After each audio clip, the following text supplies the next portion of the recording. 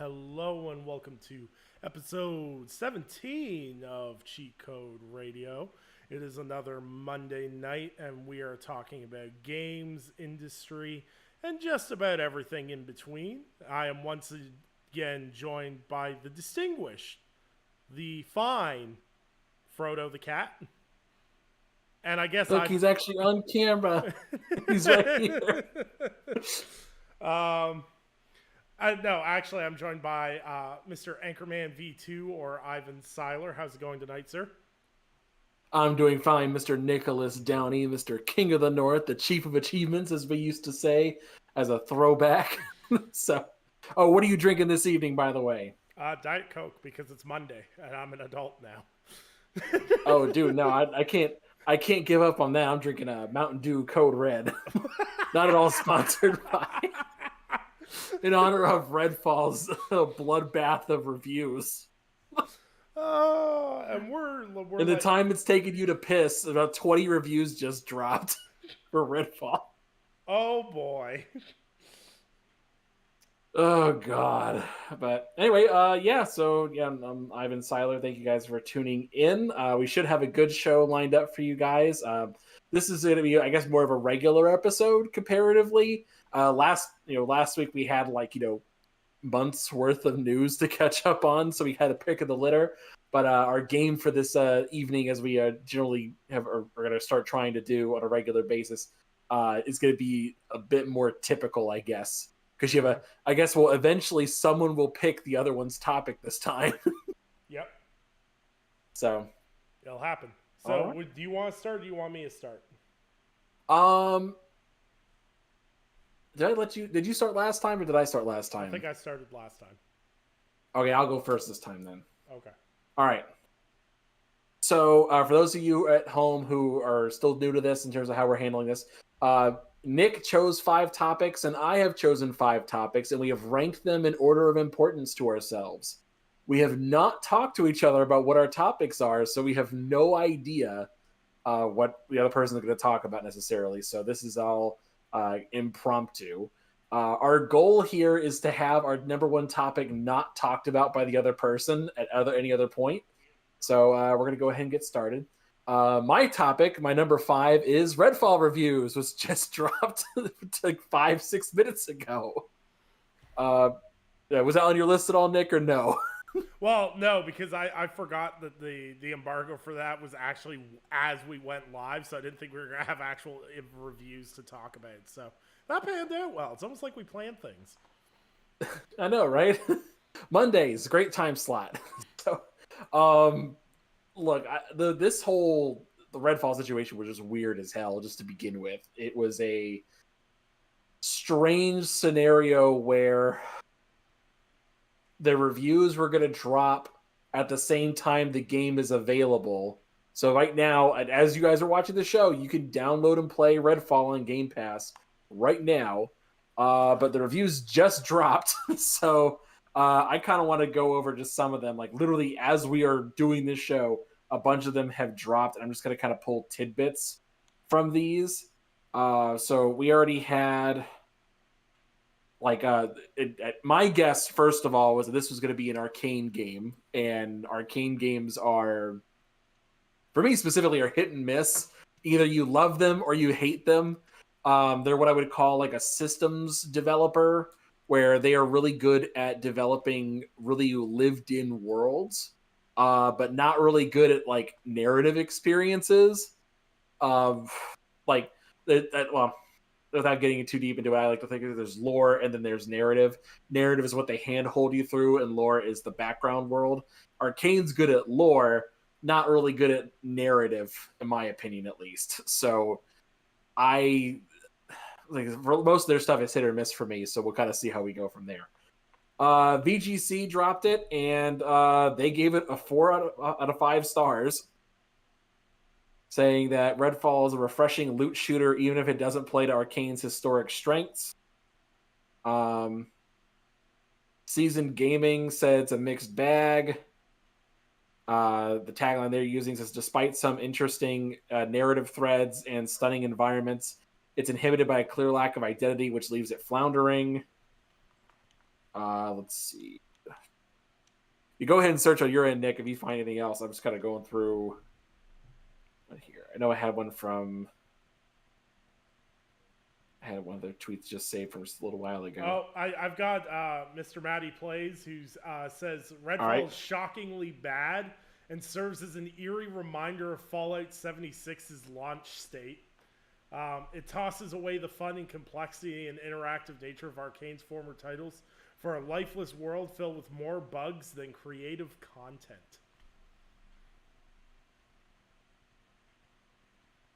Jez Corden just dropped his review. It says Redfall has some flickers of classic Arcane brilliance, but falls short of the games it's trying to imitate. Yeah. So he gave it a 3 out of 5 stars. The overall thing says it's a serviceable first-person open-world shooter with perhaps the most needless, quote, RPG layer in the history of always online games. Tools that might make the sandbox more fun are arbitrarily spread across 4 separable playable classes of characters. Weapons you enjoy using will lose effectiveness as you level up, with the game's pointless progression system, which only hinders the otherwise interesting campaign. There are far too many similar shooters out there that are simply do almost everything Redfall is trying to do, only far better. And it says Redfall struggles to grasp an identity of its own in a very noisy market. While embers of fun do exist in Redfall, it's maddening that this is the product of the legendary studio that gave us Prey. Arcane is very clearly out of its depth with Redfall. So, let's see. What was the other one I saw?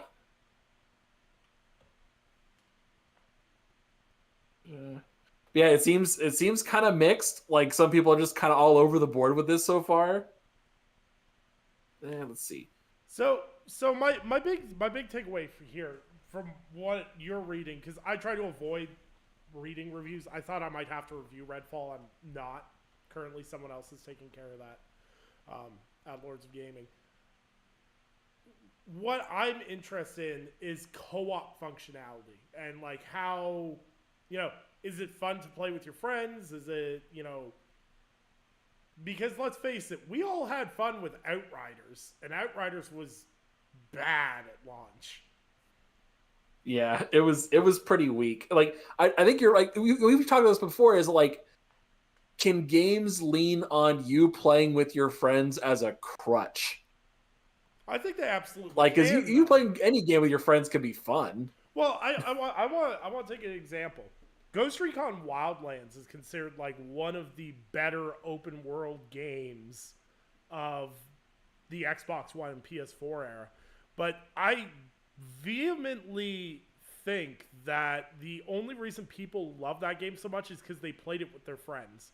Because it is a blast to play with friends. But if you play that game solo with the AI, squad mates, and everything, it is endlessly frustrating. Yeah. Like The Division.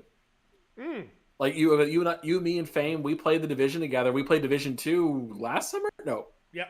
2 summers ago. No, it was last summer. I think it was 2 summers ago. It was last summer because because we wrote Zach, you, and was it? Yeah, it couldn't have been last summer because he was gone all last summer.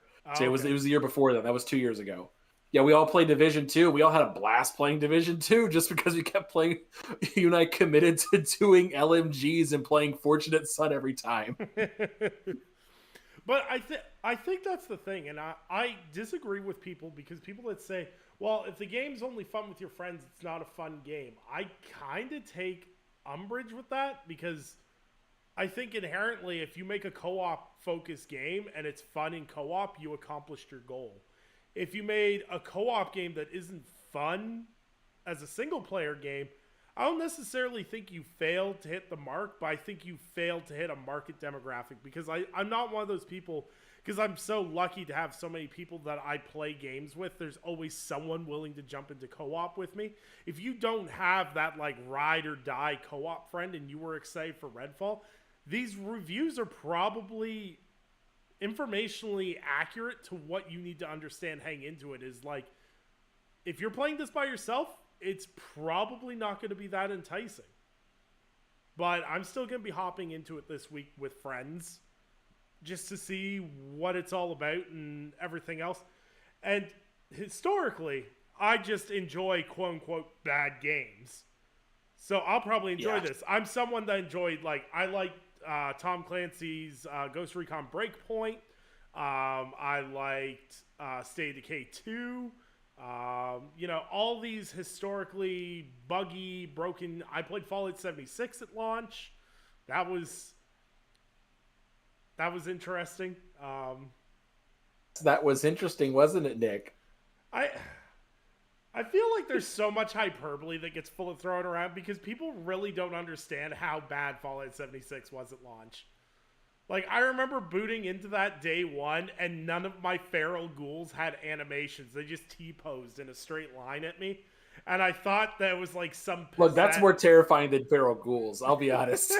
Someone just T-posed and floated towards me, I'd be terrified. Like, well, that's what scared that's what scared the hell out of me, because I was like, are they supposed to be doing that? Like, what's going on? Like, and like all the various issues that game had, like that game had a boatload of issues, and they ironed it out.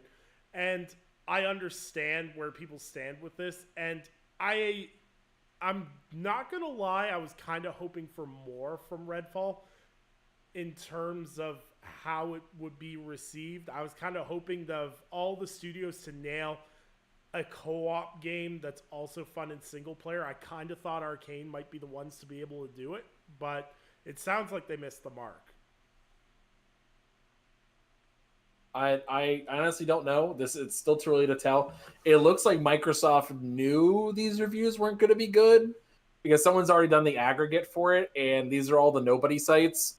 Let me be clear. When I say nobody sites, there's a habit amongst for publishers where when they know a game is not going to do great, they will cherry pick outlets to give review codes to.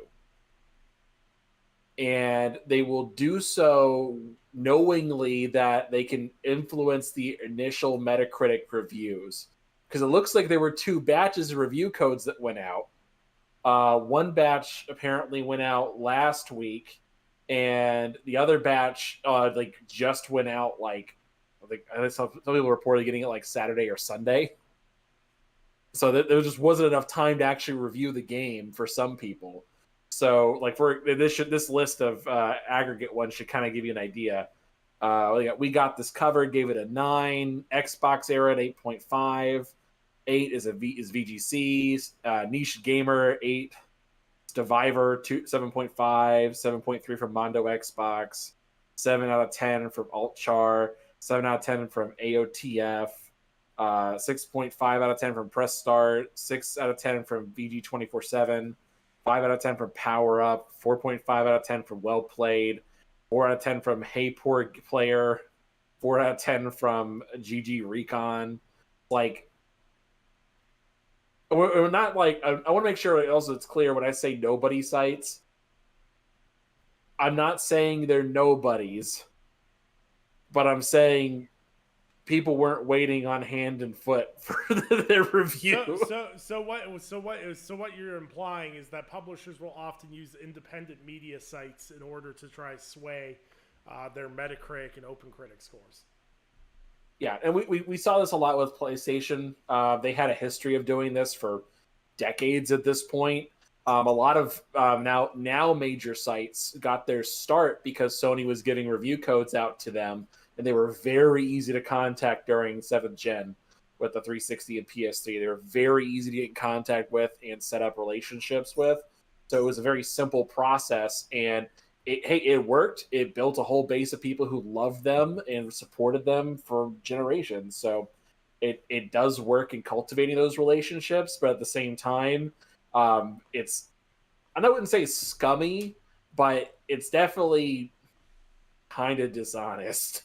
Well, in the long run. It's kind of one of those things, and like I will discount Xbox Era out of it. I love those guys, and they have panned. No, they're fine. They've panned Xbox games before, but the moment I log on to Metacritic and you see an exclusive game for Xbox or an exclusive game for PlayStation, and the top 3 reviews give you a 10 out of 10, have PlayStation or Xbox in the title of their website, I kind of roll my eyes at those depending on who the reviewer is, of course.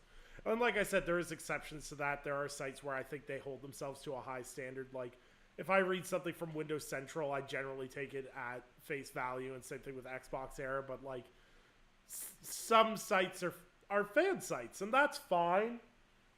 But we can easily say the publishers quite like to play ball with sites that are favorable towards them in the first place. You could say the same damn thing with Nintendo, because if you go onto a Nintendo review, the top 10 reviews for Nintendo games are probably sites that have Nintendo in the title. Yeah. So I mean, it's the same thing too. Like like we mentioned before, like there's other ones like exist, like what was it? Push Square, Six Axis, like those really vague points towards PlayStation. Those exist. It's just a thing. Dual Shockers, that was the other one. Yep. Like there's a bunch of them, and like they're little groups, and they built their bases because of those relationships. So, but yeah, no, that's kind of it, really. Like I said, and you and I specifically, whenever we play games, we're used to this. You and I, you know me too well with my taste in games. I like those AA titles where it's like they don't have enough budget to fully realize what they wanted, or they choose to sacrifice something in favor of something else. I like seeing what they chose to do. Like Focus Home Interactive has been my kind of pet project I've been looking at over this time, waiting for that one big breakout game from them. So yeah, that's my whole thing. Yeah, no, it's definitely one of those things where it's like, I'm with you. I'm definitely in that like weird, more AA space.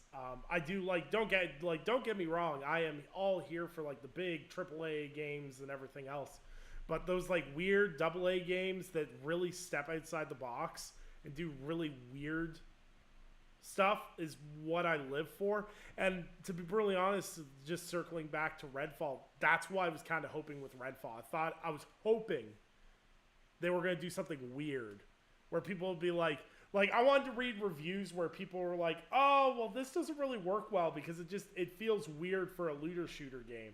But most of the time it's like, hey, this just feels unnecessary. And it's like, that's disappointing to hear that like there's a layer of RPG elements that just doesn't fit.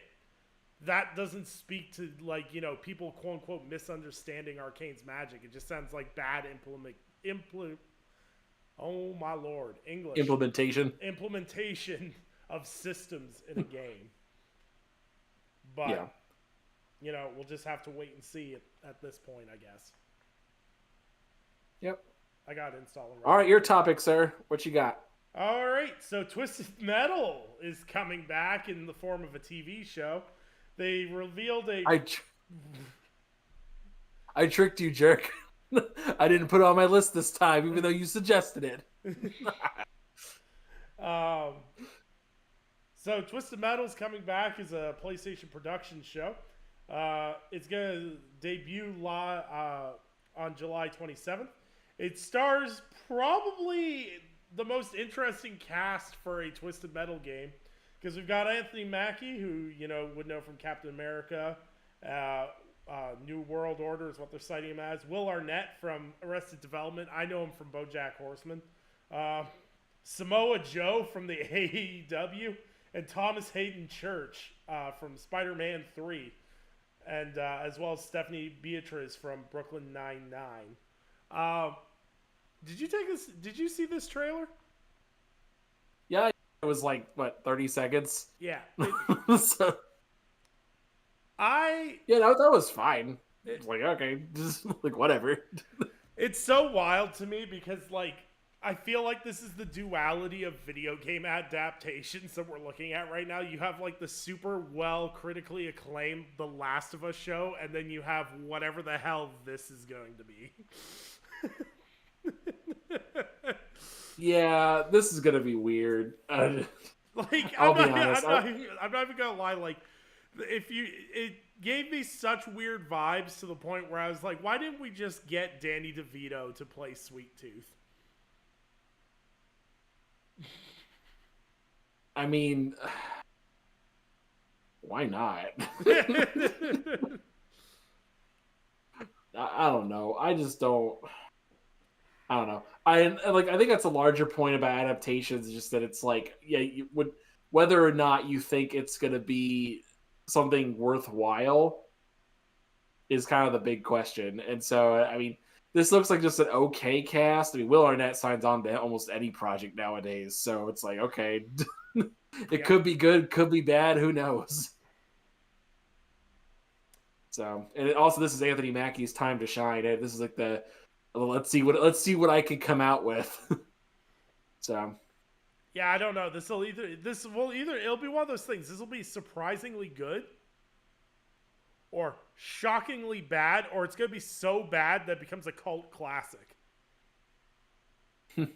Like it'll be like Death Race, like terrible movie, but people love Death Race for some reason, and I feel like that's where this is gonna land. But with that being said, with all the good video game adaptations we have now, we still need some bad ones. So it's good to see that we're still equating for all parts of the market equally. Yep. All right. So what's your number 4? All right. I'm going to go ahead and get this out of the way. The CMA has announced they are blocking the Xbox Activision deal. You know. I mean, it wouldn't be. You know, this is our fault, right? Yes, I know. Inevitably, we called it early and made laid a claim. It's like, well, there it is. But to be fair, I don't think anybody was expecting this. Like all the positioning was so weird. It was like, oh yeah, you know how we talk about this like the last 3 to 6 months about like, oh yeah, the competition market and what's it gonna do to consoles and Call of Duty? And then like 2 weeks ago they're like, nah, all that was bull. We're throwing it out the window now, and it's like, oh yeah, this is a slam dunk case now. It's like, nope. It's like getting blocked because of the cloud, the cloud market that doesn't really exist yet. I was like, someone put it really straightforward. They said, do you know how big the video game market is? It's massive. Like in terms of money, like every year, just sheer revenue that comes in from video games. It's like billions on billions on billions, isn't it? Oh, it's like $168 billion a year. Yeah. That's across all markets. Like that's just across the board. They what was it? Like so VR, what we would all consider super niche of a market. Mm-hmm. That sells, maybe 10 million units total?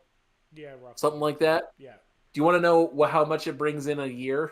How much? 11 billion out of 168 billion. Do you know how much the cloud market is right now? Millions. It's definitely not billions. No, it's billions, but again, it's all games, all units, all hardware, everything related to it. Right. It's like 1.2 billion.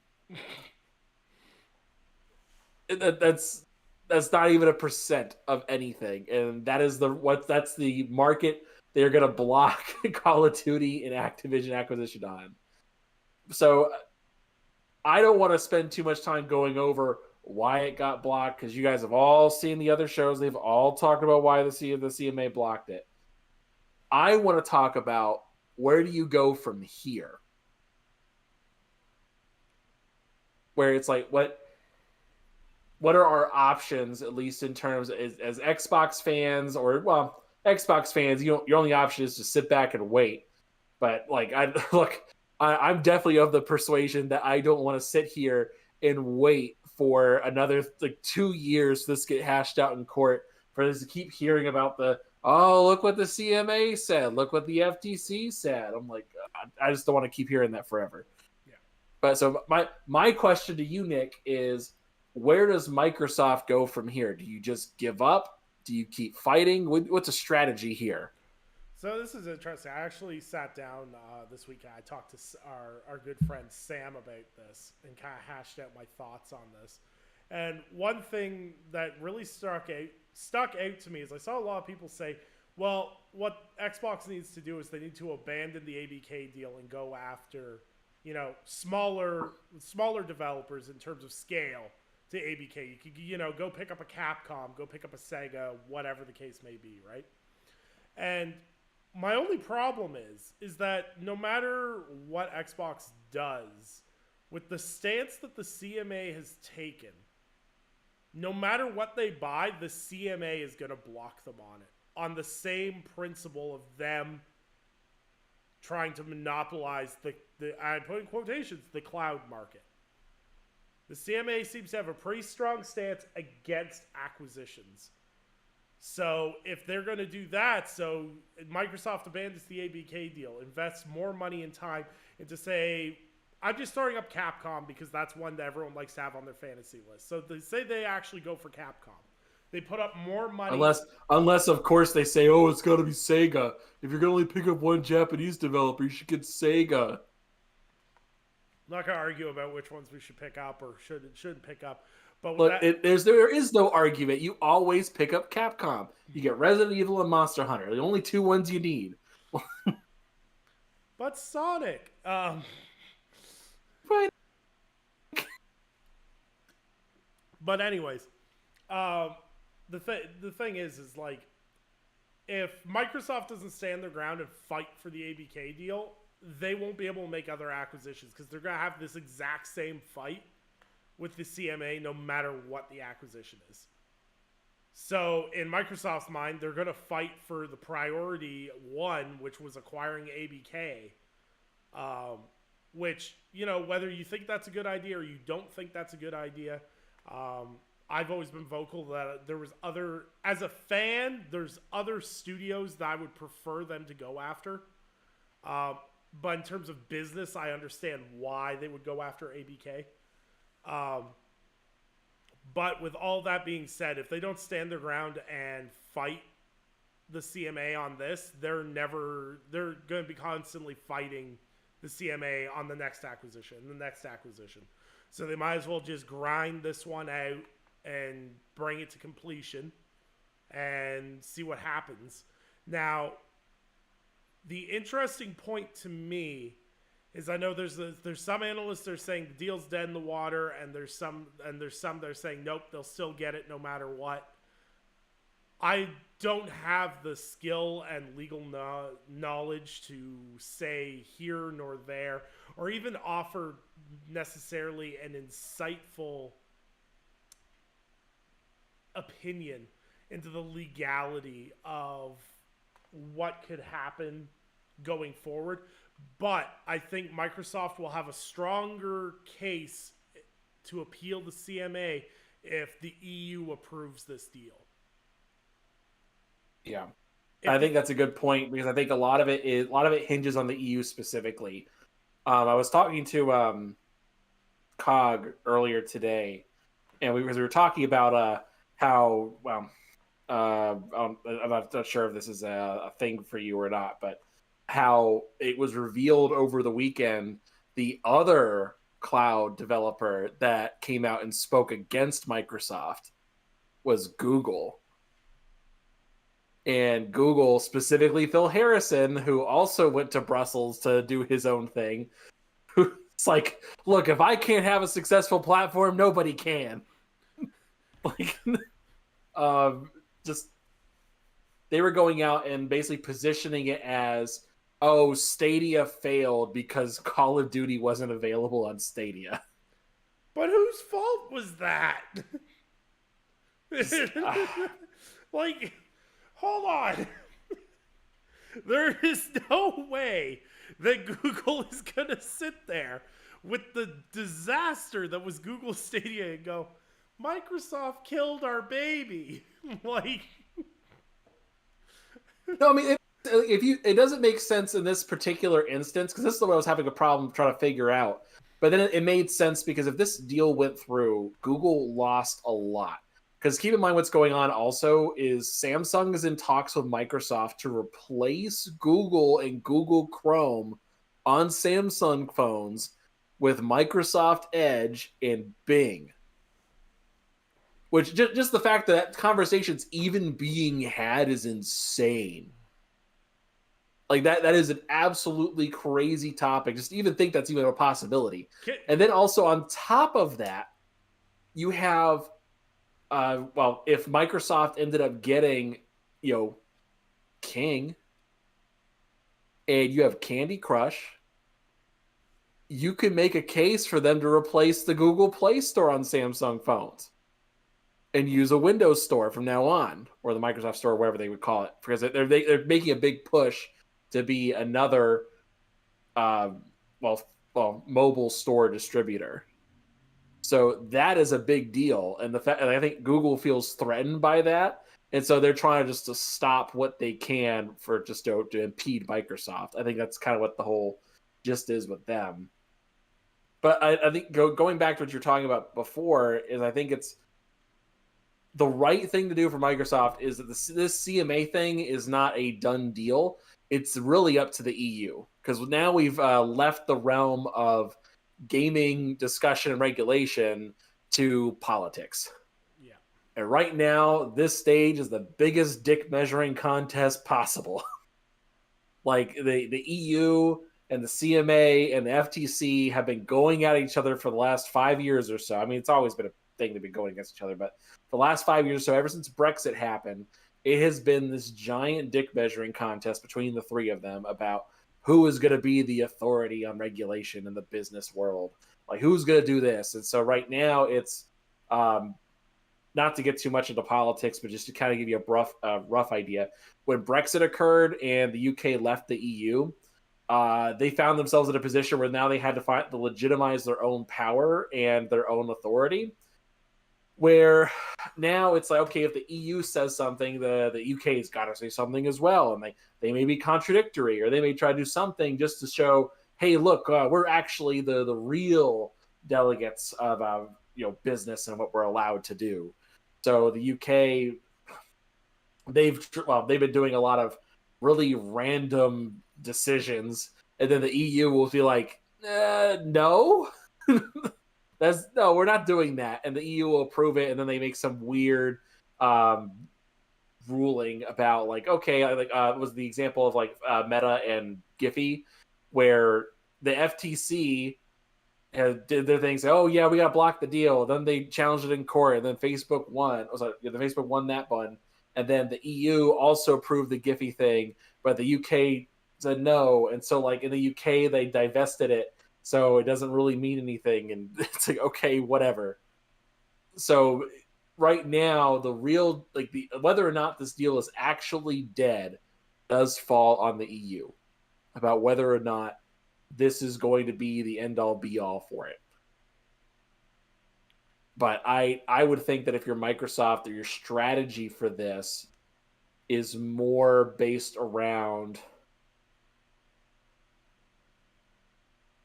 if the EU approves it, then the CMA is going to look weak, and the CMA is likely to make a concession.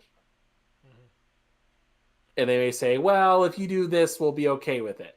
But that puts Microsoft in a position of power. And I think right now it's a chicken contest between them about who's gonna blink and try to get something done before the EU says something. And honestly, I think the thing with the CMA ruling as well is one of the reasons why I don't think the deal is dead in the water is just Microsoft's lobbying power in general. And I know lobbying is different in the UK than it is in, say, the United States, where you can lobby your way through just about anything in the United States. It's a little bit different in the UK. But let's face it, the UK has a conservative government in power. They want to make money. They're trying to make Brexit look like it works, upsetting one of the biggest tech companies in the world, and then having a bunch of other companies come out and say, hey, this is kind of BS. Like NVIDIA coming out and being like, hey, we kind of stand with Microsoft on their decisions, and yada, yada, yada. And it makes it look ugly. And I don't necessarily agree with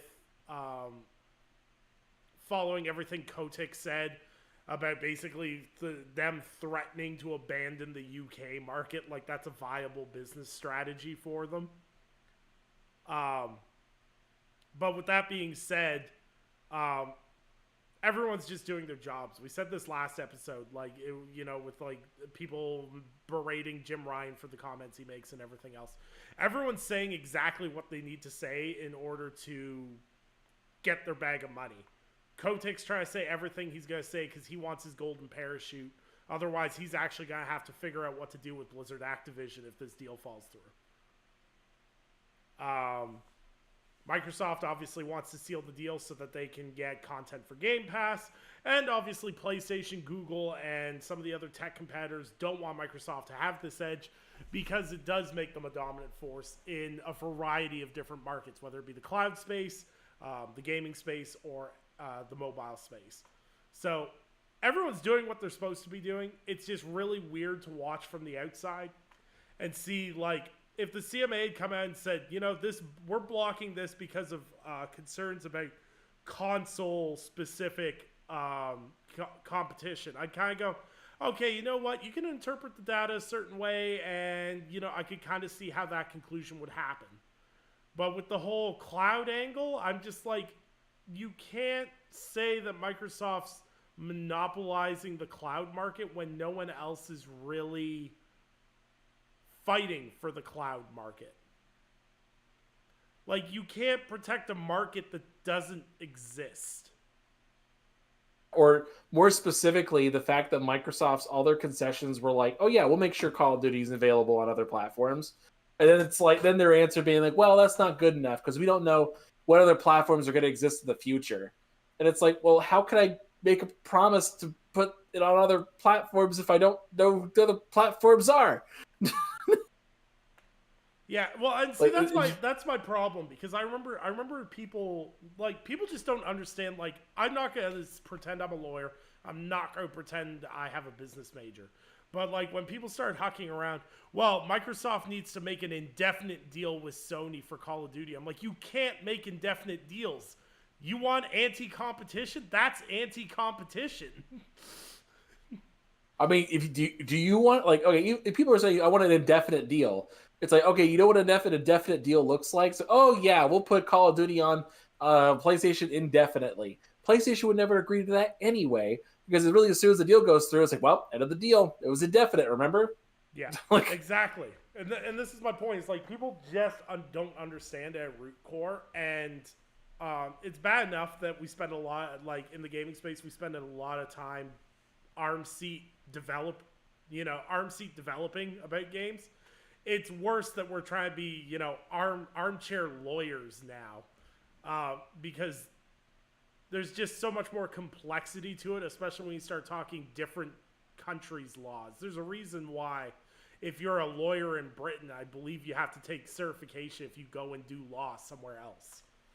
Like, there's a whole list of different laws and everything else. So the CMA blocked the deal. We'll see how long they stand by that, or what kind of corrective measures Xbox and Activision are going to bring to the table, or if they're just going to appeal the hell out of it and just, fight the argument. We'll just have to wait and see. But I definitely think the EU decision is the big swing vote for how this deal will proceed. And my final point on all of this is, I full-heartedly believe that Activision needs this acquisition more than Microsoft does. Yeah, like you mentioned before, it gives them an out. So, like, okay, as an example, people forgot how many problems are going on at Activision right now. Like, I mean, it happened, like, we came out 2 years ago. I mean, I get it. But still, guys, we have, like, the whole thing with, like, Blizzard and Activision about the whole frat house thing. People forgot about the Cosby room. Like, that wasn't good. Nope. And, like, they just kind of ignored it, and it's just kind of sitting in the background now, waiting for Microsoft to take over so they can, like, clean house and they don't look like the bad guys. And like I said, it gives everybody a golden parachute, gets everybody out of there, and it gives them a free excuse to just clear house entirely. So I don't... And I was also, too, I remember Activision is against the player union for all the developers who are like have formed a union, and Activision doesn't recognize them, but Microsoft says they will. And so there's so many problems that have come out of this, and Activision just kind of sitting on their hands saying like, once this deal goes through, we don't have to worry about this shit anymore. Yeah, until the deal doesn't go through, and then they've got all those problems on their plate, and they've got to figure it out. Yeah, then they have a major problem. And I also kind of wonder, because you remember, oh hell, it's probably a year ago now, when they talked about how under Microsoft Call of Duty wouldn't be a yearly title. I wonder how much Sony and other publishers and hardware developers are against that at a root core principle, because let's face it, every year Call of Duty releases and you get 30% of the sales on your console. That's a pretty damn good deal. But if that game starts going every 3 years instead, it's a lot of money you're leaving on the table.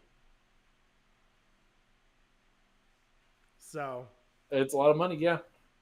But I guess, well, is it? If you think about it, just think about it. Like, let's say you eliminate the development costs for half of the titles, and because remember, these games take a lot of time to develop, and so a lot of manpower goes behind each one of these games every year, and they aren't working on anything else. So let's say you freed up half of those studios, like Toys for Bob, to go make like something else like Banjo-Kazooie or something like that, and you just said, okay, we're committing to like 2 years of like content expansions and DLC and microtransactions, and you could just basically rake in all the money from that and not have any of the production costs. Yeah. Well, I mean, you have production costs for making the microtransactions and DLC, but you wouldn't have any of the for making a brand new game. Yeah. So it's still profitable, maybe not as profitable, but I'd be curious to see what the model looks like and how that benefits them. Because then it's like, oh, cool, yeah, we're still coming up with the same amount of games, but now we've made our portfolio more valuable, because people forget what games that Activision has access to now. Yeah.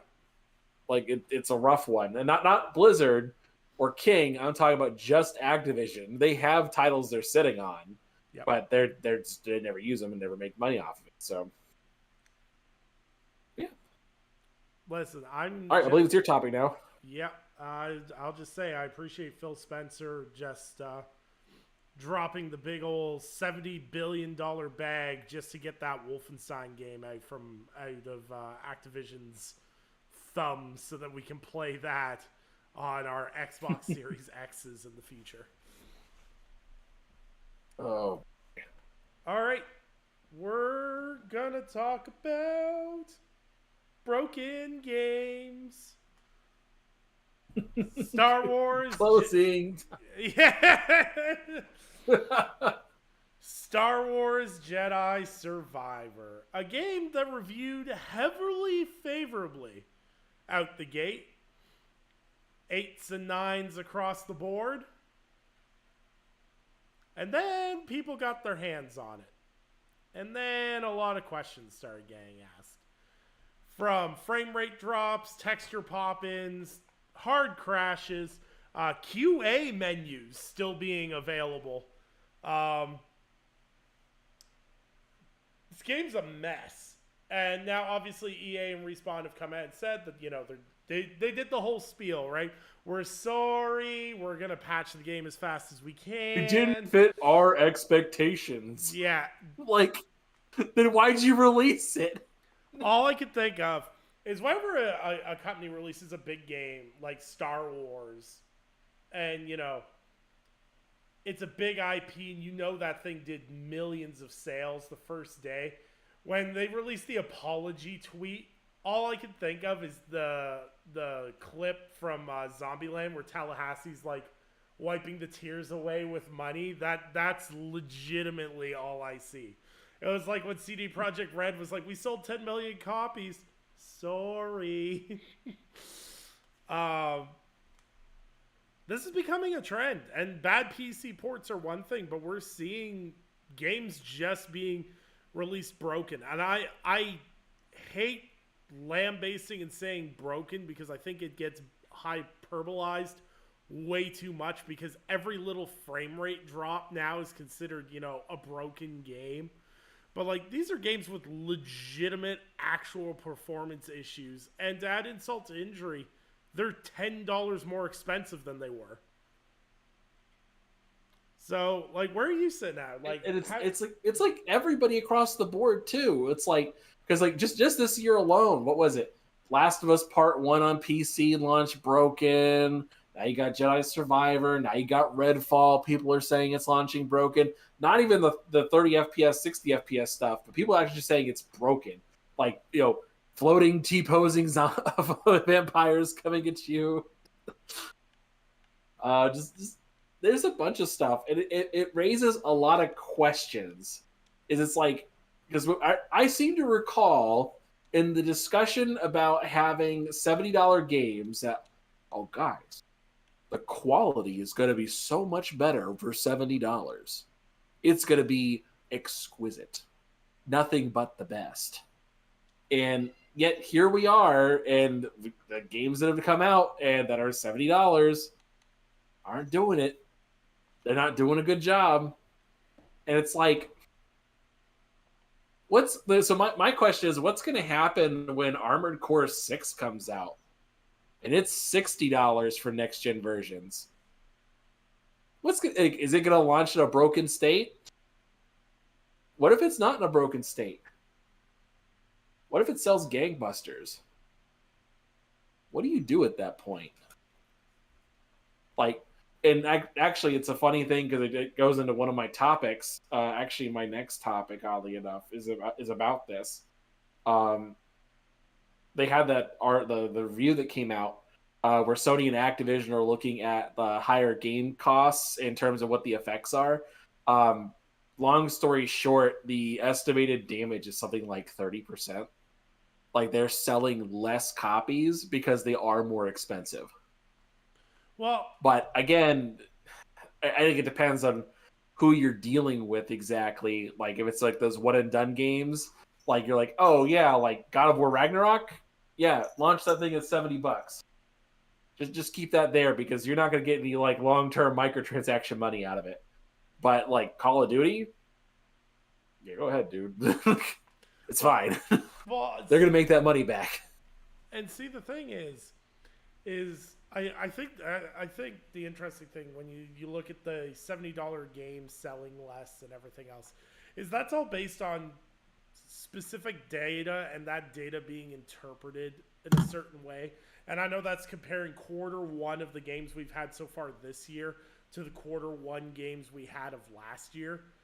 But keeping that in mind is like we had like God of War, we had Horizon Forbidden West, which sold, I'm assuming, really well. We still don't have official numbers, but it charted on NPD heavily.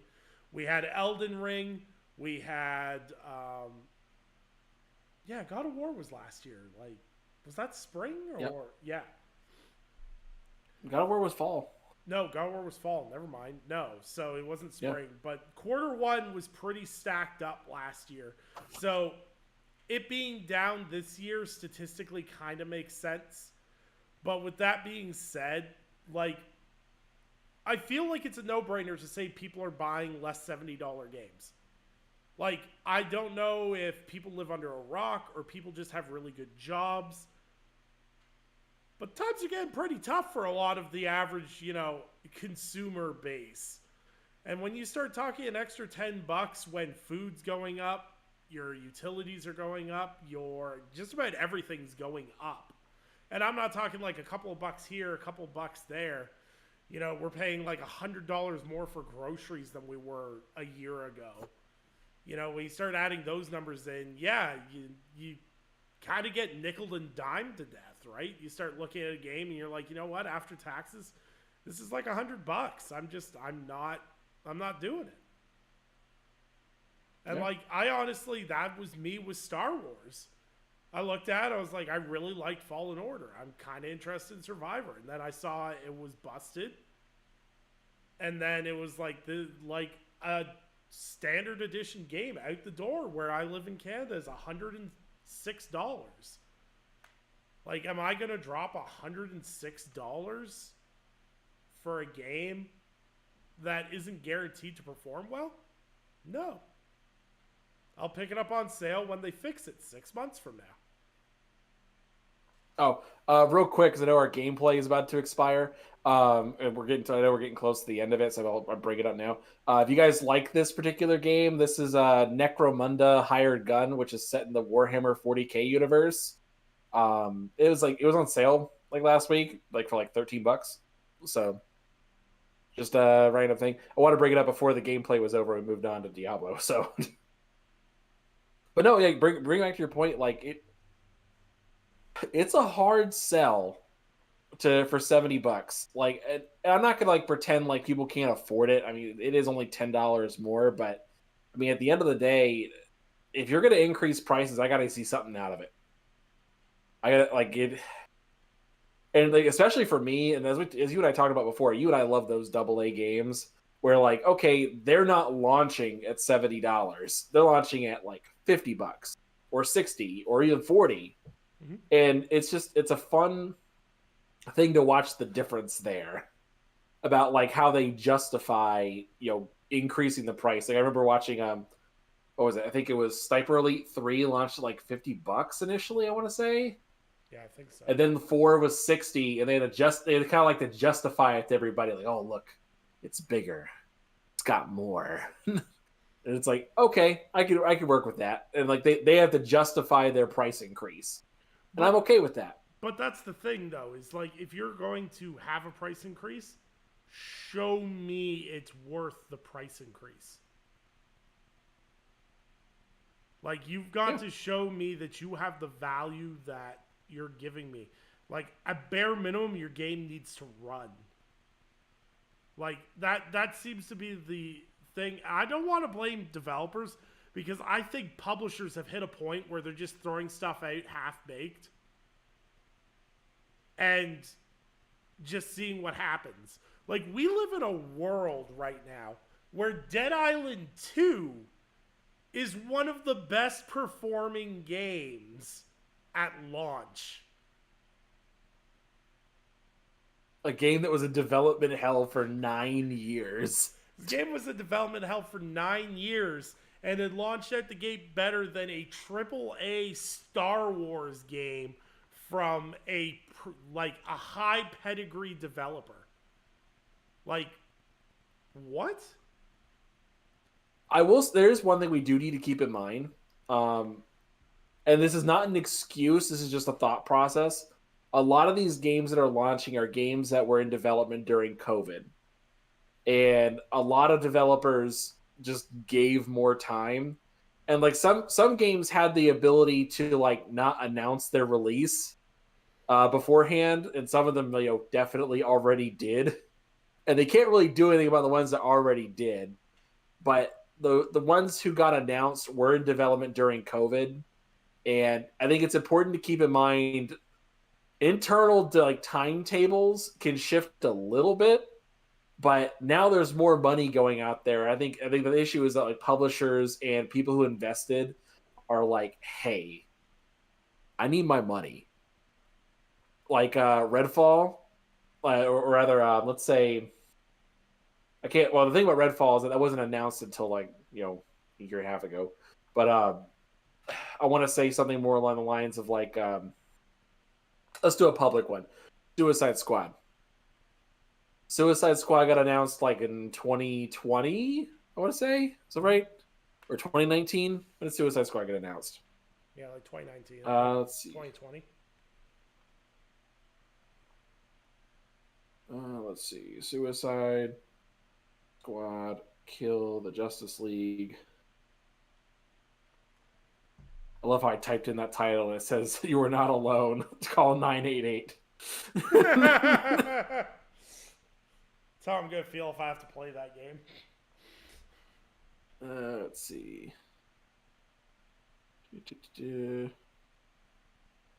When was it announced?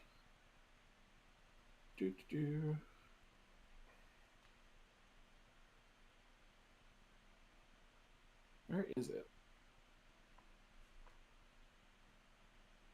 It was technically announced that a video game based on Suicide Squad was gonna, in July of 2010. So this thing's been in development for over 10 years. In 2012, elaborated the game was in development because of the concept. You have a game where any lead character could conceivably die. Then they had Batman came out, Arkham Knight. They started active development. Jason Schreier in 2016 said that the title was canceled. Yeah, they announced it August 2020. Yeah, so they announced that in 2020 with an initial release date was supposed to be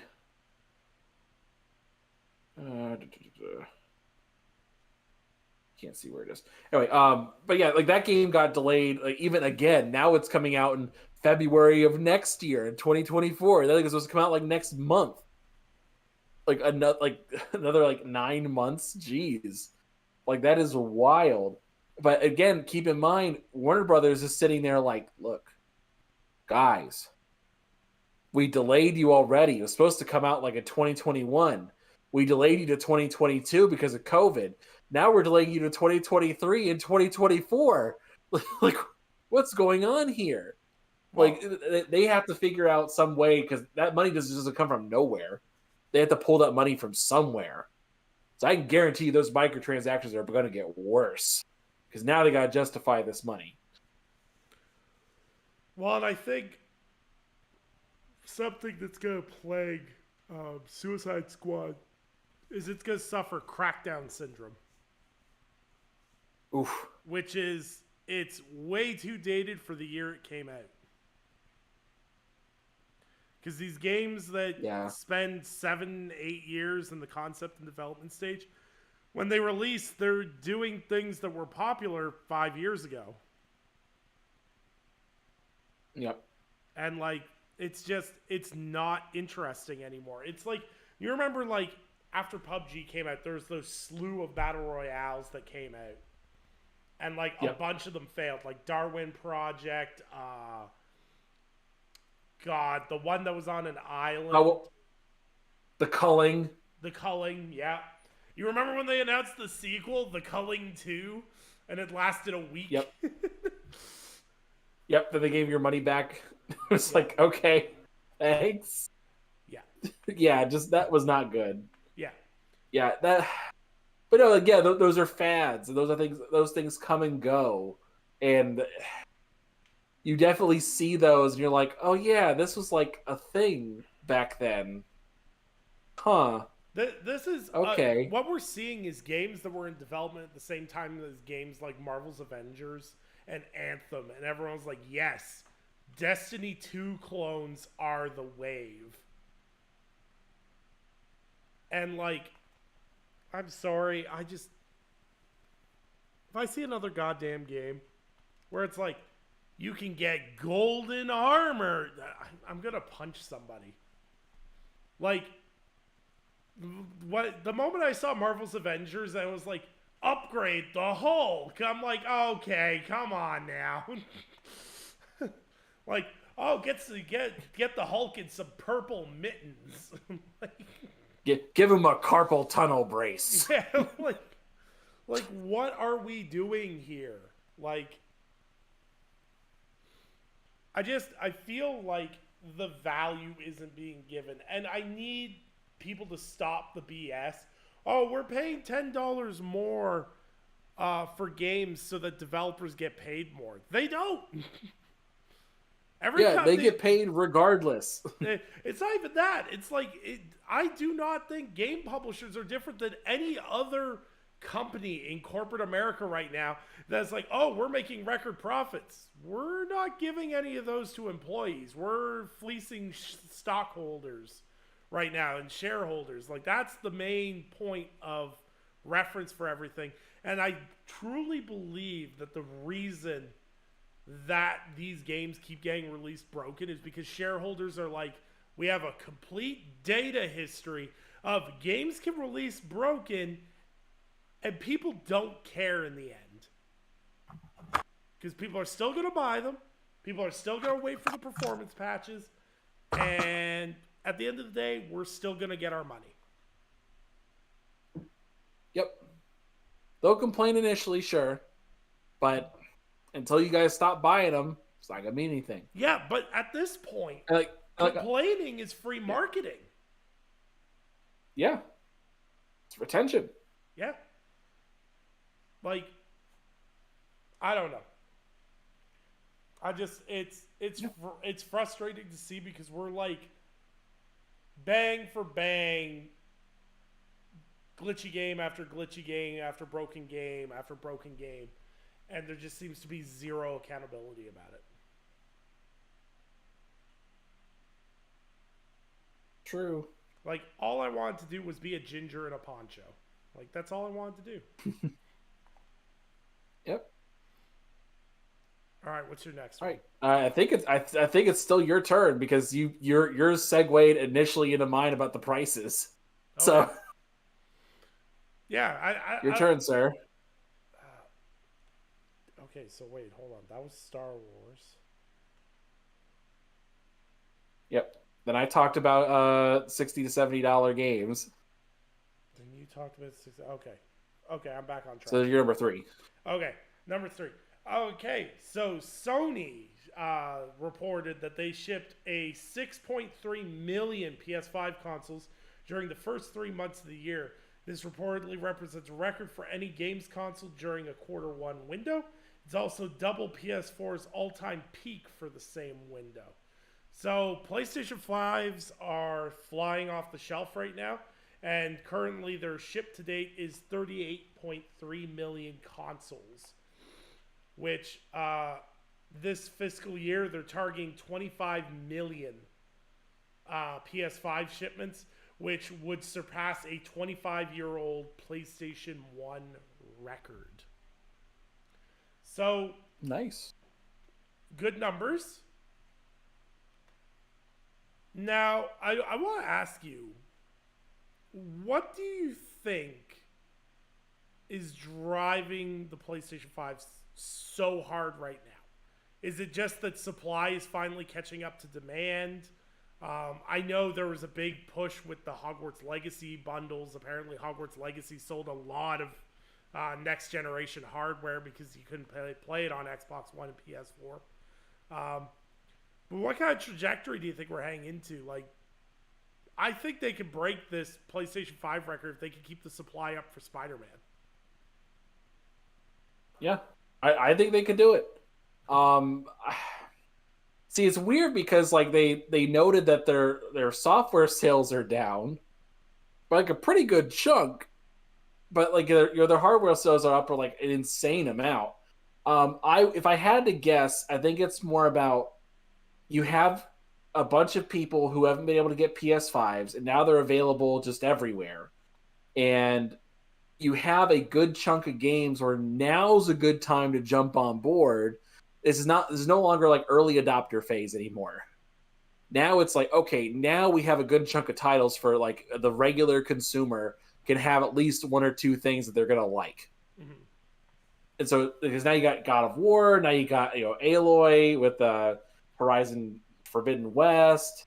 You do have Spider-Man coming, but you also have multiplayer titles or multiplayer titles like Hogwarts Legacy that just came out. So there's a bunch of benefit to them, and now is a good time to jump on board because you can find at least one thing you like. Yeah. Yeah. So, and I also too, they kind of blew their wad already. Like the only game that hasn't come out yet, like in terms of like of their big franchises, is Spider-Man 2. Yeah. And that's supposed to be this year, although it might go into next year as it's sounding, because now they're saying, oh, we didn't say 2023, we meant fiscal year 2023. And it's like, okay. That's a little scary. But I think that PlayStation with their verbiage has been very smart in terms of how they handle stuff, because they do seem to leave wiggle room for their studios that if they do need more time, they have that available. I think ever since God of War 2018, because that was a very well-documented delay where they delayed God of War 2018, and, they had that whole interview with Cory Barlog talking about how he went to Sony and went, hey, we need this time, A, to polish the game, and B, the team just needs a breathing break in order to finish this out in strong form. And I'm going to assume that Sony is giving Insomniac that same level of breathing room if they need it. Like, don't get me wrong, I'm sure in a perfect world, PlayStation definitely wants Spider-Man to come out around September. Like August, September timeframe. Like that absolutely is the ideal time. But I also think PlayStation has proven time and time again that they can sell gangbusters in the spring. Yep. Of course, unless it's like, not so much they can't sell it, but they definitely want something that's going to get attention this time. So, it might be something like, try to avoid FromSoft as much as humanly possible. Yeah, but to be fair, I don't think anyone predicted how big Elden Ring was going to become based off historical numbers. But yeah, we'll definitely have to wait and see how that pans out. But PlayStation's definitely on a very healthy trajectory. I'm interested to see when we find out more about what their future is going to hold after Spider-Man 2. Yeah.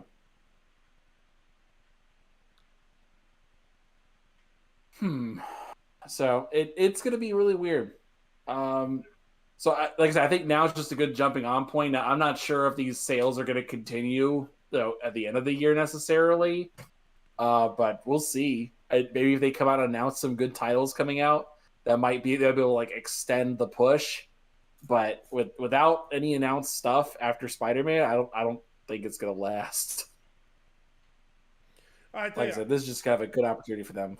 Yeah, I think we definitely start here. Once they get Spider-Man in order, they'll definitely begin talking about, what the future holds, I would imagine. Like, I would be very surprised if we go through this summer without finding out about what at least the spring is going to hold for them. Yeah.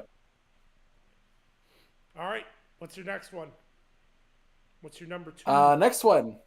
When in doubt and bad reviews are imminent, you know what the Xbox playbook is? Release controllers. You drop a new controller. If it gets really, really bad, what do? Announce a new UI. So, have you looked at the new UI they showed? It looks clean. It's a good distraction. It does look clean. Yep, good distraction because it's pretty darn close to like someone's concept piece. I was like, okay, I see what you're doing here. Like, they're doing the whole, like, everyone's complaining about their backgrounds. Oh, you covering up the backgrounds. I can't see my beautiful picture. It's a background. Get over it. Also, let's give it a buck here. If you're playing games, you don't give a damn about the home screen. You're there for, like, 2 seconds. But, yeah, I like a little bit of customization, sure. But I'm like, I'm not going to complain if it's covered up a little bit. You just got to get creative with it. Of course, I'm also the person who likes the abstract backgrounds. I'm not the kind of guy who just decided, you know what, I'm going to put big hentai anime titties right here on my home screen. I want to appreciate them every time I press the home button. Listen, like, I'm not that kind of guy. Listen, you leave my NCR Ranger with big hentai anime titties alone, okay? Okay. But no, like I thought it looked good. I think the best part about it is doing and this is one thing they took from PlayStation. I will say this is the one thing that I did want, which was when you're hovering over different game titles, it changes your background wallpaper to kind of get you in the mood for whatever title it is. Love that. Beyond that, don't care about the rest of it. So that's me personally, at least. Yeah, no, it looks clean. Now, if I could add something to the PlayStation and Xbox wish list, fix your damn stores. Discoverability on the store sucks. I went to download Redfall. First of all, I had to punch Redfall into the search bar because there's nothing on the store about it right now, apparently, in Canada. And then it only gave me options to buy the damn thing. Can't install with my Game Pass. Try to find games on my PlayStation Store. It just loads up all this other nonsense while I'm trying to just fix your damn stores. I want to spend money. Fix me being able to spend money on things. Like, goddamn. Is Frodo floating? No, he's on top of my recliner with his ass towards the camera. I see this is goddamn. We're gonna get demonetized already. Flying cats, demonetize them. It's witchcraft. Oh, man. But yeah, no, I think the new UI is great, and them dropping it right now is just hilarious. They're like, hey, here's that new UI you wanted. It could be just bad timing because it is May 1st, the first of the month. And so this is the time they would normally announce something. It just looks really bad. No. See, it was almost like, hey, here's some new UI to look through for you. Whenever Redfall crashes and kicks you back to the home screen, you can look at the new home screen. Oh, definitely. Yep, that's all I have for UI. It was nice and short and sweet. Just like the UI changes. All right. My number 2. Armored Core 6. We got a release. I got close to calling that out. We got a release date of August 25th, 2023, which is 12 days after my birthday. Hint, hint. Damn. And it's only $60. I can maybe afford it. I'll have to sell my kidney because after I buy the Asus ROG Ally, I'm gonna be broke. But then I'll be able to play $500 for that. But then I'll be able to sit on the toilet and play Armored Core 6. I'm really lucky. I actually measured the difference of the height of the garage. It's going to be too tall for my shelves, so I can't get it. So I'm lucky there because I'm not replacing my NCR helmet. Yeah, no, that collector's edition is clean. I'm not gonna lie.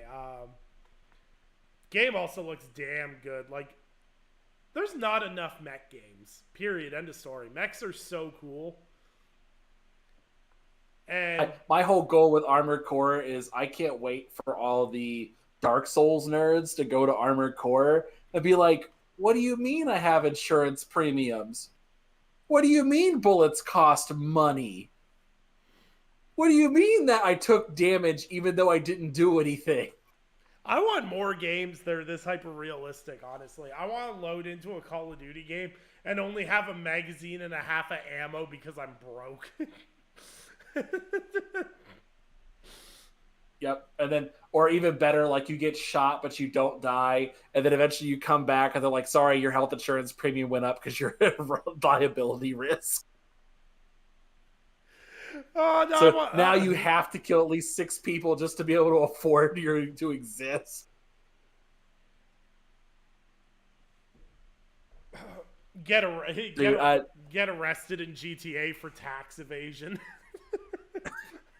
No, that's what I was saying. I would love if GTA 6 took like the absolute realism factor and taxing the hell out of you like they do in Red Dead.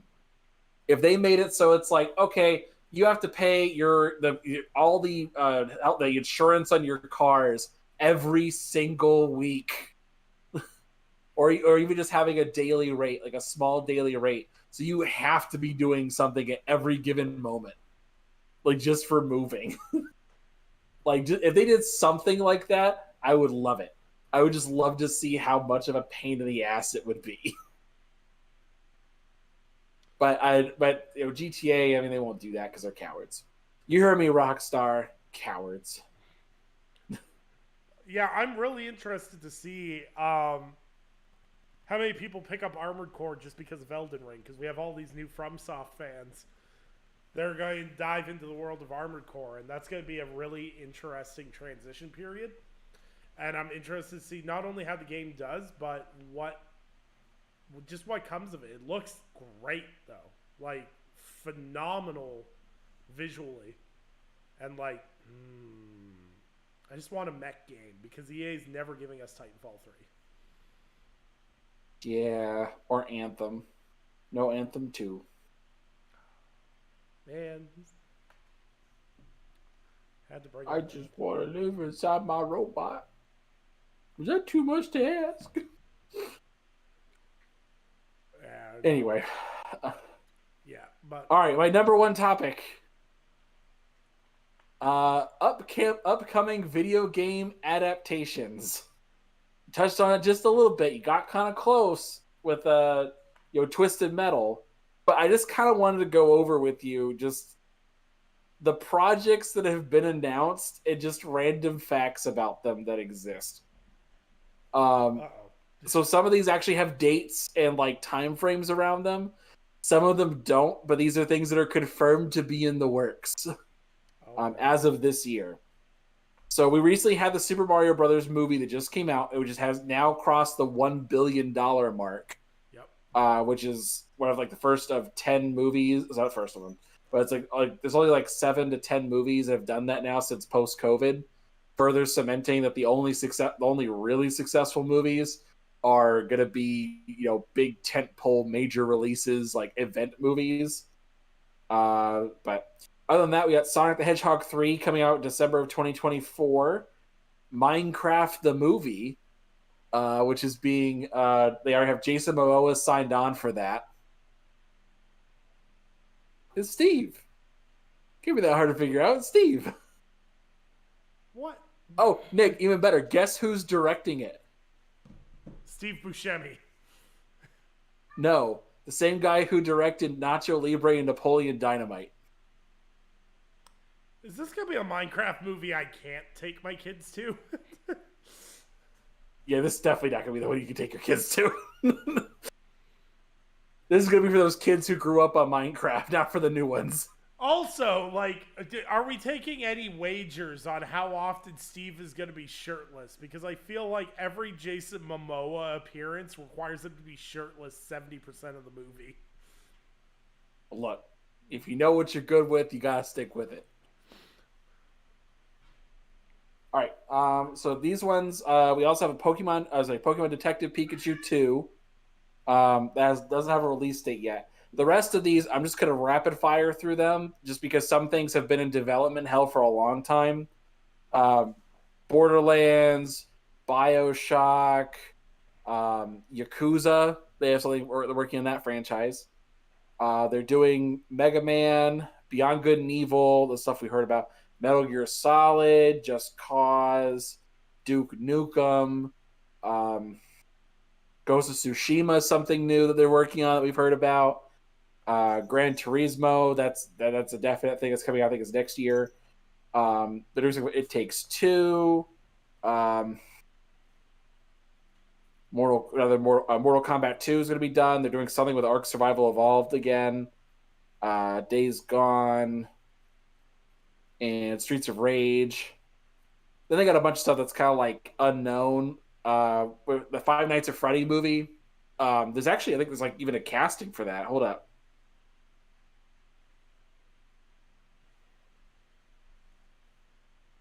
Right, movie, IMDb. Oh yeah, Josh Hutcherson is coming out. Remember that guy who like that child actor that used to be in everything that he wasn't anymore? Yeah. From the one I remember is Bridge to Terabithia is the main one I always remember he's in. That's a sad ass movie. Yeah. Matthew Lillard's in there too. Shaggy. Yeah, Matthew Lillard. Oh, that's gonna be wild. What? It's gonna be great. Elizabeth Lale's in there. Mary Stewart, what's her name's gonna be in there from I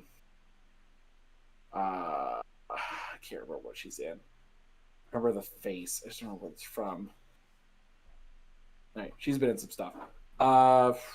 But yeah, it's the Five Nights at Freddy's movie. I don't know anybody else. Lots of kids.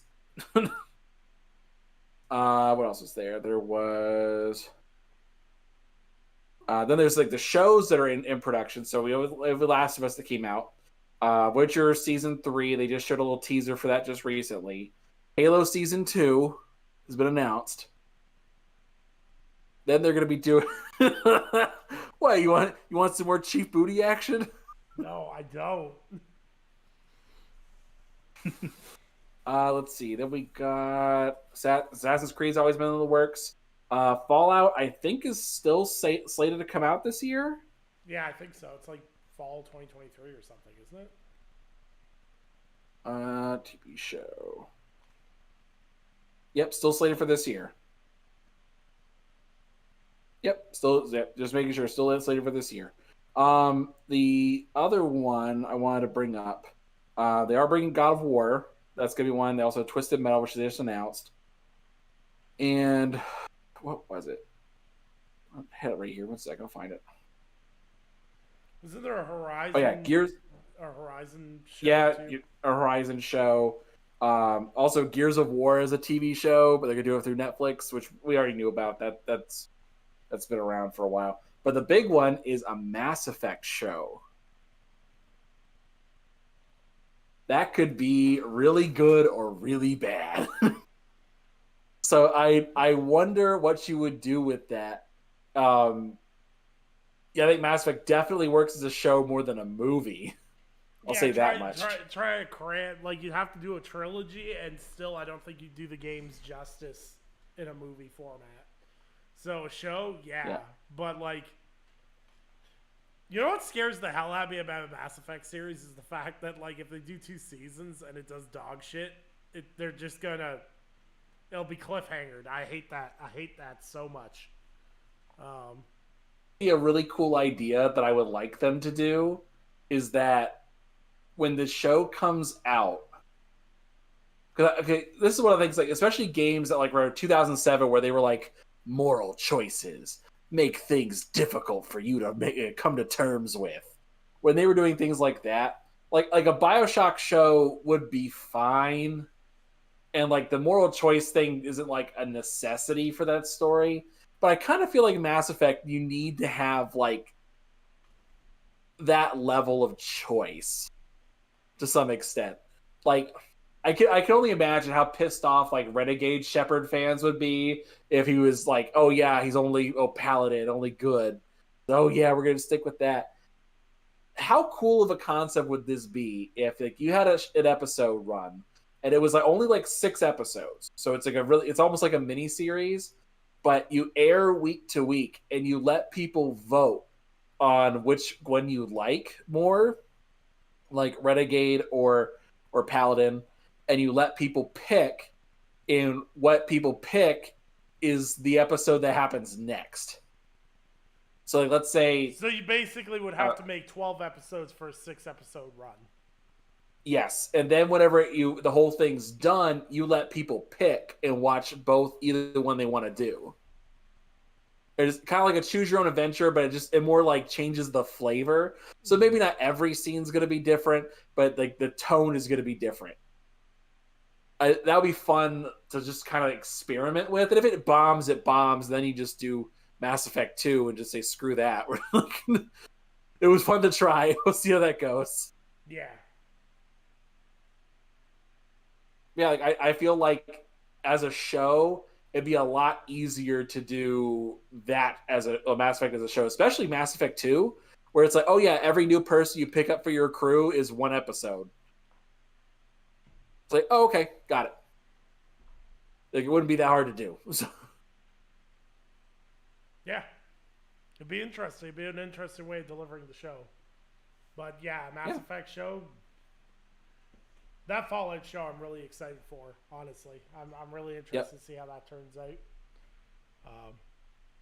I'm also really excited for all those people that became Last of Us fans through the TV show, for them to discover Tiger Woods PGA Tour 2024 when season 2 launches. It's gonna be a good time. It's gonna be a good time. because there's been like a kumbaya within the Last of Us fan base with the release of season 1 because they're like, yeah, remember everything was so great. So yeah, I would be. I feel like they're still gonna cop out on season 2. I still feel like they're gonna do that. Like they're gonna say, "Oh, he's not dead. Look, he's not dead. He was beaten pretty bad, but he's back by the end of the season." Do you know how many? I wouldn't be surprised if they did that. Like, just give some excuse to keep Pedro Pascal around. You realize how mad the 30-year-old horny woman demographic is going to be if Pedro Pascal gets exited out of that show 3 episodes in? Oh, 2 episodes in. They'll do it quick. Lots of flashbacks. Keep people around. Well, like I said, I feel like they come up with some excuse that actually he lived through it all. He's part clicker now. No, the only thing that'll make me happier is if they proceed with that story and it goes the way it goes on episode 4. 4. But yeah, it'll be interesting to see how that show pans out.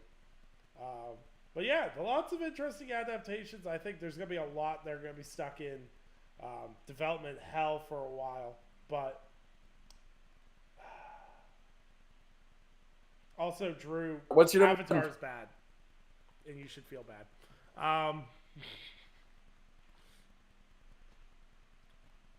What's your number 1, big dog? My number 1. Well, it kind of ties into the Redfall thing because I didn't think we were going to be talking about Redfall. Microsoft really seems like it has a quality control issue. And normally I'm fairly forgiving in that you have some games that come out are good and some games that come out that are bad. Like, I don't want to, Hi-Fi Rush was a great game. Performed well right out of the box, did everything it set out to do. Age of Empires 2, console port, same thing. Came out the gate, did everything it needed to do flawlessly. Ghostwire Tokyo running worse than the PlayStation 5 version on Xbox consoles was interesting. Now with Redfall, the part that bugs me most about Redfall is just the general disingenuous nature of how it was presented. Because, Yep. We had previews. They look pretty damn good. And now we have people with actual console hand-on, and it don't look anything like that. And I've been saying this for a long time, that a lot of publishers are guilty of bait and switch, or obviously showing you a perfect setting and a perfect example. Like, you always want a perfect situation when you're showcasing gameplay or anything else. But I think that we have come to an area where publishers aren't being clear with the information that's presented. And often we are seeing too much in-game footage that is not representative of what we get in the end. And look, I'm gonna, I will be 100%. I don't particularly feel confident in Starfield coming out the gate and being phenomenal running, top tier RPG. That's just, I'm a BGS fan. I'm gonna keep it real. It's usually rough out the gate, and I love all the stuff they do. So I understand when people say, well, it's rough, but I still love it. Mm-hmm.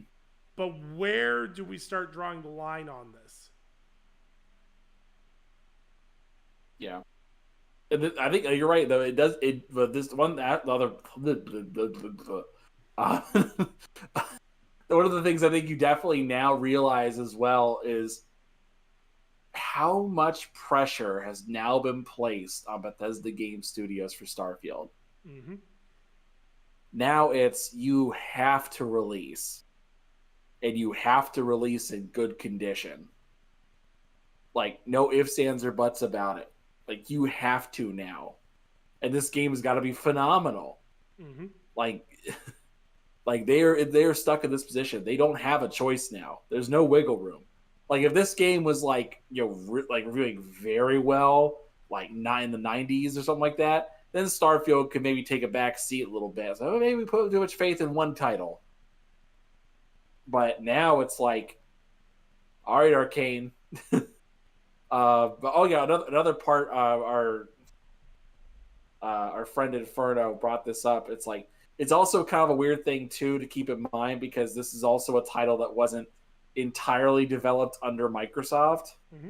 and it's also in this weird position where, and this is for Bethesda games in general, is that they are in this weird position now where every title that comes out, if it's a bad title, it's Xbox's fault. If it's a good title, well, it was made before Xbox had their hands on it. And it's furthering this stigma that everything Microsoft touches is inferior or mediocre. And see, I won't disagree. Hard to argue against that. I don't disagree that people online have that sentiment because every time an Xbox game releases that's good, it's kind of glazed over. Like Hi-Fi Rush, people found excuses to find reasons why it was an okay game. Same thing with Age of Again, they use the same argument. Well, this was developed before Microsoft got their hands on it, so. Yeah. It's the same thing we saw with Psychonauts 2 when, Tim Schafer talked about the fact that they were able to go back and add things to Psychonauts 2 that originally weren't in the scale of the project because of Microsoft's investment in Double Fine. But nobody wanted to talk about that. Everyone just said, well, Psychonauts 2 was well in development before that, so Microsoft had no part in developing that. And the thing is you can argue with those people all the time. You're never going to change their minds. People are pedantic morons for the reason of being pedantic morons. But at the end of the day, I think the thing that bugs me most with Redfall is this was treated like it was a pillar release. And then it seems like in the last month and a half, they just tried to pretend like it wasn't. Like, Redfall became a big deal because of delays. And all of a sudden, Redfall was put on a pedestal that maybe it shouldn't have been. Mm-hmm. And then it's coming in hot. It's not looking great. It's not Arcane's best representation of their work. And I think I don't necessarily put onus on Xbox for the game not hitting its markers. I put onus on Xbox for allowing the game to release in the technical state it is. It's not Xbox's responsibility to make sure that all of our, Arcane's mechanics land with players or, the story's interesting. That's not on the publisher to make sure that stuff's good. That's up to the developer to do. But releasing the game in the best state it possibly can, that falls on the publisher. And I don't know how anyone looks at where Redfall's at here and goes, this is the best representation of what this game can be. Unless, of course, they go, well, look, even if we polish it up, people aren't going to like it that much. So let's just get it out the door and we'll move on to a different project. If that's the idea, I don't know. I've definitely never been part of those type of conversations.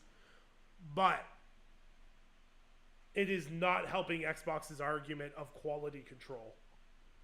And the thing is if you have high-end quality control, you can kind of take these less than stellar games on the chin. Like everyone remembers when Days Gone came out, Sony Ben got dragged for the state of Days Gone. But because of the quality that PlayStation typically points out, people forgot about it pretty quickly.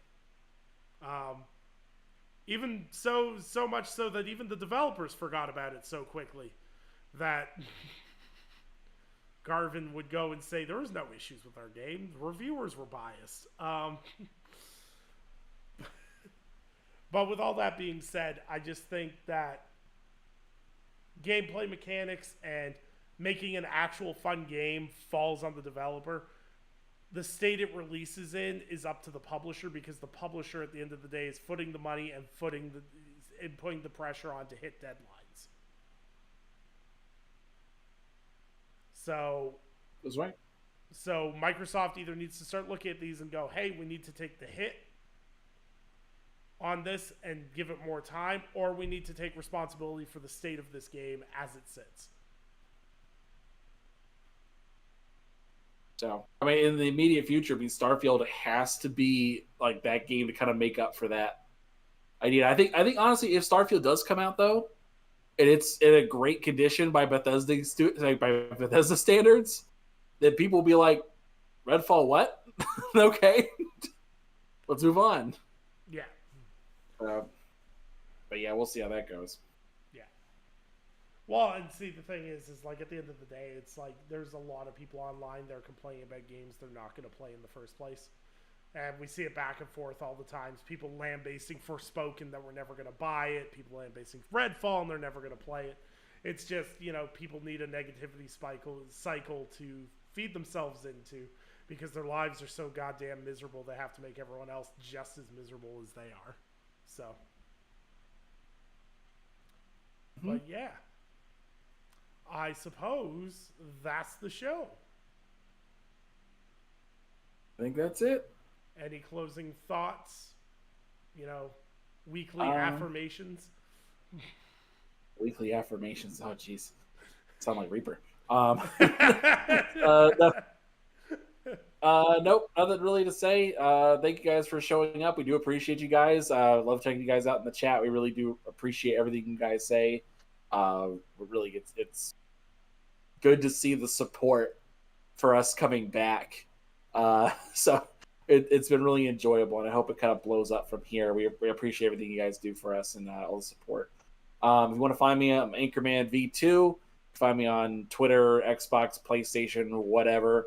You can find us on Discord. Check out my Twitter to have a link to Discord. You guys can join us and say hello to Frodo. I'm so happy. Yes, look at him. Hello. Like, no, I don't want to be on camera. And I'm your host, Nicholas Downey. Like Ivan stated previously, appreciate everyone that tuned in and checked us out. And I hope everyone appreciated the gameplay that Ivan supplied this week. We had a little bit of, Hired Gun, a little bit of Diablo. So, just trying to bring you guys high quality shows. We ain't no Google Hangouts podcast. Definitely going to continue to improve the show. And you know what? If there's someone you'd like to see on this show, tag them. Tag them on Twitter. Tag them on the podcast so that I can ignore all your DMs. No, I'm kidding. Absolutely. Any feedback's always appreciated. And as I stated last week, if you have any questions you want us to answer, we can definitely throw them at the front or the back of the show. Appreciate everyone who listens to us in the MP3 audio or checks out the YouTube playback the next day. So we are done. We are out of here. We will see you guys next Monday, 8 p.m. Eastern Standard Time. Hopefully we won't have to say the word CMA in another episode next week. But until then, bye for now.